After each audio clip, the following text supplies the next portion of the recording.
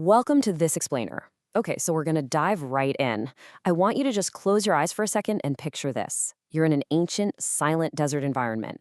The wind is sweeping across these massive dunes, but within all that vast emptiness, a truly profound historical investigation for truth is about to unfold. We're traveling back thousands of years to explore a journey that literally changed the course of human history. And the thing is, this isn't just some old story about antiquity. It's an absolute masterclass in critical thinking, logic, and a relentless pursuit of reality. Today, we're unpacking the journey of Prophet Ibrahim, peace be upon him, and his legendary quest for eternal truth. So here's the big question. How do you find the truth when everyone around you worships stone? I mean, really put yourself in those shoes for a minute. Imagine being completely surrounded by just blind conformity. Everywhere you look, your family, your neighbors, your leaders, they are all doing the exact same thing without ever stopping to ask why. If everyone around you firmly believes that a carved piece of rock holds the power of the entire universe, how do you actually find the courage to stand up and say, hold on a second, this doesn't make any sense? That is the monumental psychological and social barrier that we're looking at today. All right, let's jump into Section 1, the idolatrous society of Babylon. To really grasp the magnitude of Ibrahim's quest, we have to understand the world he was living in. The ancient city of Babylon was this bustling, super advanced civilization for its time. But it was deeply, fundamentally rooted in idolatry. Bowing down to handmade statues, that wasn't just some fringe practice. It was the undisputed norm. It was the entire economy, the culture, the law, the whole shebang. So on one side, you've got these handmade stone idols. They're heavy, they're silent, they can't see, they can't hear, they can't think. They're literally lifeless. But then on the other side of this society, you have the awakening, vibrant intellect of a young man, the Prophet Ibrahim. He's watching his people mold their own creators out of clay, set them up, and then inexplicably ask them for help. And his mind just flat out refused to accept this contradiction. He recognized right away that a creator simply cannot be something you build with your own two hands. Moving on to Section 2, Reflection on the Universe. Realizing that the truth obviously wasn't hiding in the silent stones of his city, Abraham began to look upward. He shifted his investigation to the sky, just gazing into the vast, mysterious expanse of the universe. He figured, if the Creator isn't here on Earth, being shaped by human hands, then maybe the ultimate power is up there in the heavens. And it's fascinating because we can actually trace his logical deductions step by step through his observations. First, at night, he observes the stars. They're bright, distant, awe-inspiring. But then they fade. Later in the night, the moon rises. It casts this powerful light that totally outshines the stars. And he thinks, okay, perhaps this is the greatest. But sure enough, morning comes and the moon disappears. Finally, during the day, the sun completely dominates the sky with his blinding brightness and intense heat. He thinks, surely this is the supreme power.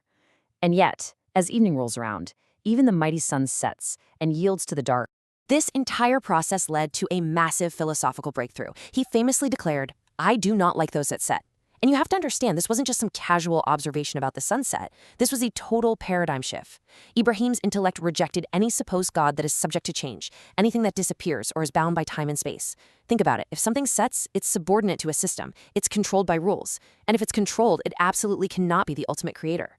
A true creator, he reasoned, has to be eternal, permanent, and entirely beyond the limitations of the physical universe. Which brings us to Section 3, Recognition of the True Creator.